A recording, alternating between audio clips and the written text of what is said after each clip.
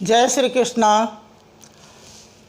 श्रीमद् भागवत गीता में हम लोग 16वें अध्याय को सुन रहे हैं, जिसमें 12 श्लोक तक हो चुका है। भगवान श्री कृष्ण 16वें अध्याय में दैवी संपद और आसुरी संपद के विषय में बता रहे हैं। दैवी संपद यानी देवों जैसा जिसका स्वभाव होता है उसे दैवी संपद कहते हैं, और आसुरी संपद यानी असुरों जैसा जिसका स्वभाव होता है उसे आसुरी संपद कहते हैं। हम लोग दैवी संपद के विषय में सुन चुके हैं, जिसके 26 लक्षण बताए हैं इस गीता में। और आसुर भाव की जो है आसुर संपद के विषय में हम लोग सुन रहे हैं, जिसमें भगवान श्री कृष्ण 12वें श्लोक में कह रहे हैं कि जो असुर भाव का होता है वह आशा रूप सैकड़ों फांसियों से बंधा रहता है। वह असामाजिक तत्व होता है और असामाजिक कार्य करके वह धन प्राप्त करते रहता है।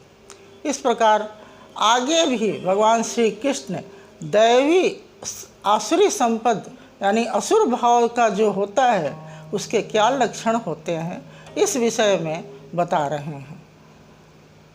अगले श्लोक में 13वें श्लोक में भगवान श्री कृष्ण कहते हैं, इदम अद्य मया लब्धम इदम प्राप्से मनोरथम इदम अस्ति इदम अपि में भविष्यन्ति पुनर्धनम।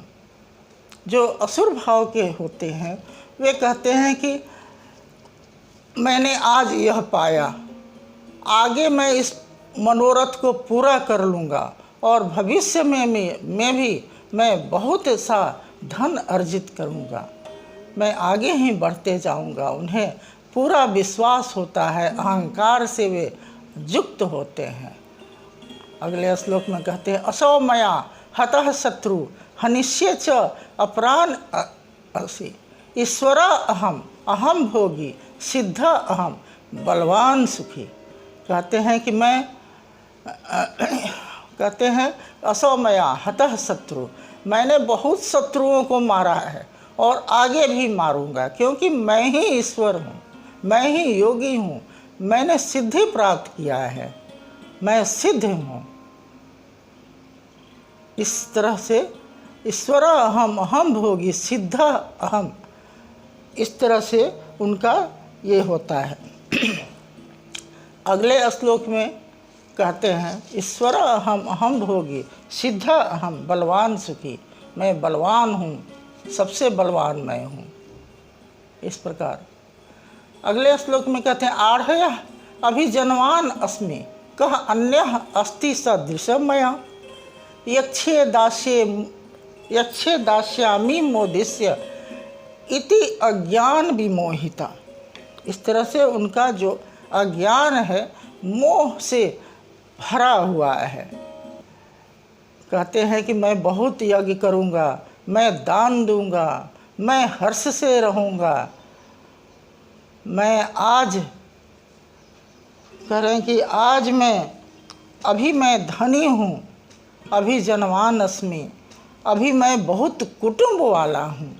इस प्रकार वे भ्रम से युक्त रहते हैं। वे अपना भविष्य स्वयं देख लेते हैं कि भविष्य में क्या हो रहा है। वे भगवान पे आश्रित नहीं रहते हैं, क्योंकि वे अपने आप को ही ईश्वर मानते हैं। इसे हम लोग सुन चुके हैं कि कहते हैं कि यह सृष्टि जो है स्त्री पुरुष के संयोग से चल रहा है, इसमें और क्या है। अनेक चित्त विभ्रांता मोह जाल समावृता प्रसक्ता काम भोगेषु पतंती नरके असुचो। कहते हैं उनका चित्त जो होता है भ्रमित रहता है, अनेक चित्त भ्रमों से युक्त रहता है। भ्रमों से उनका मोह जाल जो होता है, मोह जाल में फंसे रहते हैं। वे मोह में ही फंसे रहते हैं, उनकी दुनिया बस उतने ही में होती है, वे ईश्वर को नहीं जानते हैं। वे अपने आप को ब्रह्मांड का सबसे महान समझते हैं, जबकि वे जीरो भी नहीं होते हैं।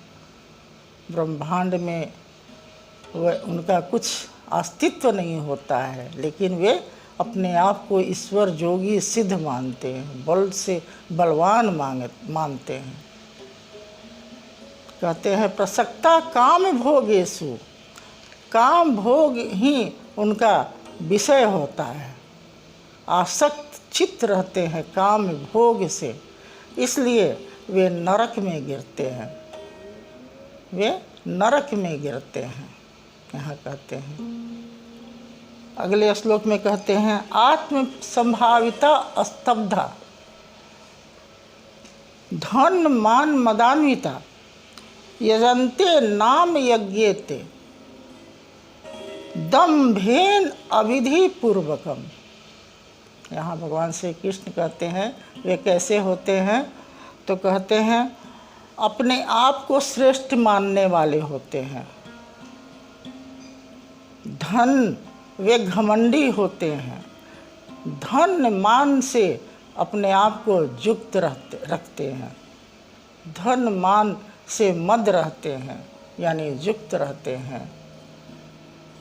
और यजन्ते नाम यज्ञेते, नाम मात्र का यज्ञ जो बाहरी यज्ञ होता है, शास्त्र विधि से नहीं, जो कुछ इधर उधर से जान जाते हैं वे यज्ञ करते हैं। और दंभ से यानी घमंड से, दंभेन अविधि पूर्वक, घमंड से युक्त वे अविधि पूर्वक वे यज्ञ करते हैं।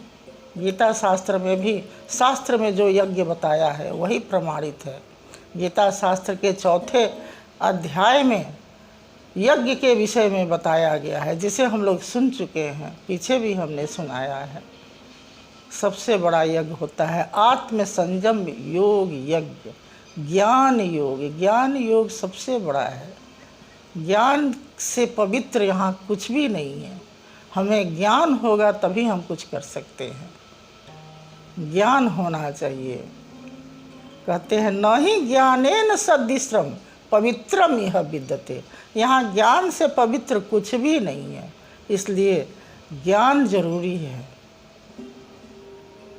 भगवान श्री कृष्ण अगले श्लोक में कहते हैं अहंकार बलम दर्प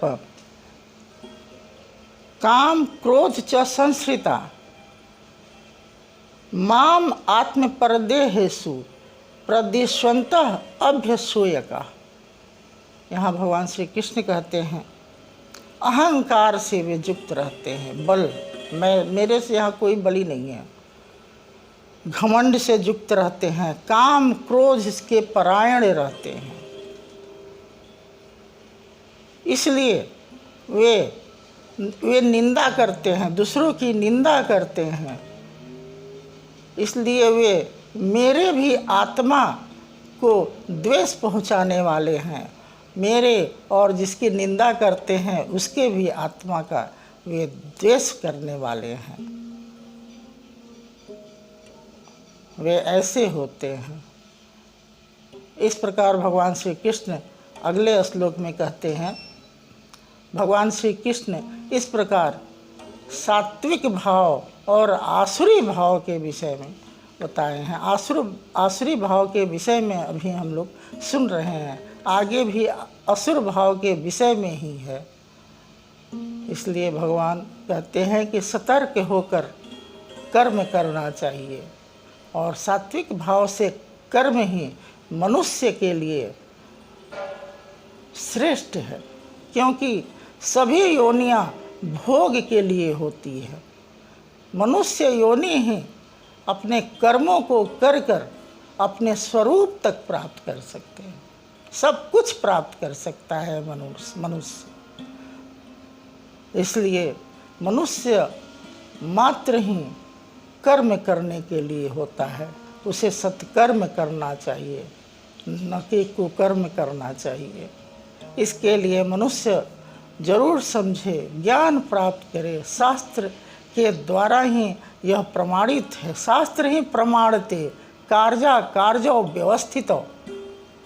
शास्त्र ही प्रमाण करता है कि कौन सा कार्य करना चाहिए और कौन सा कार्य नहीं करना चाहिए। गीता को आप लोग जरूर सुने। हरि ओम तत्सत, हरि ओम तत्सत, हरि ओम तत्सत।